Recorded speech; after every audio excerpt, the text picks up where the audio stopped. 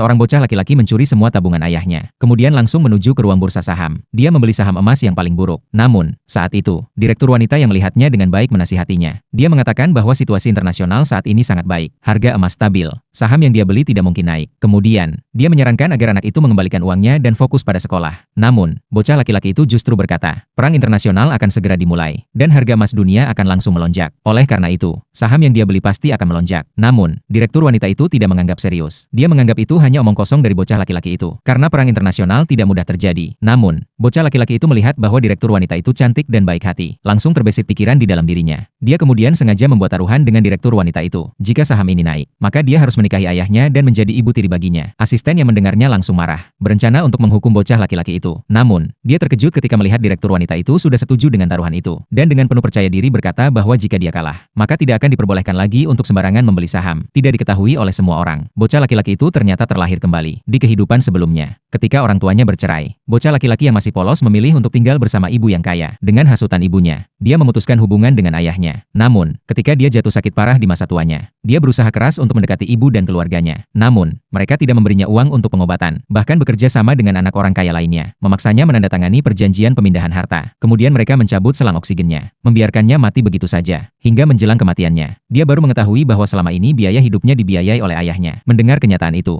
dia sangat menyesal. Hanya bisa meninggal dengan rasa penyesalan yang mendalam. Mungkin langit merasa kasihan dengan nasib tragisnya. Maka dia diberi kesempatan untuk terlahir kembali pada hari perceraian orang tuanya yang ke-8 tahun. Untuk menghindari tragedi yang sama di kehidupan sebelumnya, bocah laki-laki itu langsung memegang tangan ayahnya dan menandatangani perjanjian perceraian. Kemudian, dia mengusir ibunya keluar dari rumah dan memilih untuk tinggal bersama ayahnya. Melihat itu, ayahnya langsung terharu, mengambil semua tabungannya dan menyuruh bocah laki-laki itu untuk fokus belajar. Namun, dia malah membawa uang itu ke bursa saham dan membeli saham yang terus turun. Dan ini membawa kita ke awal cerita tadi. Saat itu, ayah bocah laki-laki itu akhirnya datang, langsung menyuruhnya untuk membawa uang itu dan membayar uang sekolah. Namun bocah laki-laki itu malah menunjukkan kartu transaksi saham kepada ayahnya, mengklaim bahwa ayah dan anak mereka akan segera menjadi orang kaya, hanya perlu menunggu 10 menit lagi. Namun, saat itu, ibu bocah laki-laki yang serakah datang dengan tangan yang menggandeng anak orang kaya. Anak orang kaya itu langsung mengejek mereka berdua yang penuh harapan kosong. Kemudian ibu bocah itu dengan bangga mengatakan bahwa dia sudah bercerai dengan ayahnya. Kalau tidak, dia pasti akan merasa malu ikut-ikutan. Dia bahkan mengejek bocah laki-laki itu yang meskipun dia yang melahirkannya, kini merasa sangat jijik padanya. Mendengar itu, anak orang kaya itu berpura-pura sangat pintar dan menjelaskan kepadanya. Pasti karena mereka berdua, ayah dan anak, terlahir dari keluarga miskin. Dan dengan sombongnya menampar wajah ayah bocah laki-laki itu, menyuruh mereka segera pergi. Jika tidak, dia akan membuat mereka menanggung akibatnya. Namun, ayah bocah laki-laki itu yang biasanya penakut, mendadak berubah menjadi berani. Langsung menangkap tangan anak orang kaya itu dan menantangnya untuk bertaruh. Melihat itu, anak orang kaya itu langsung setuju.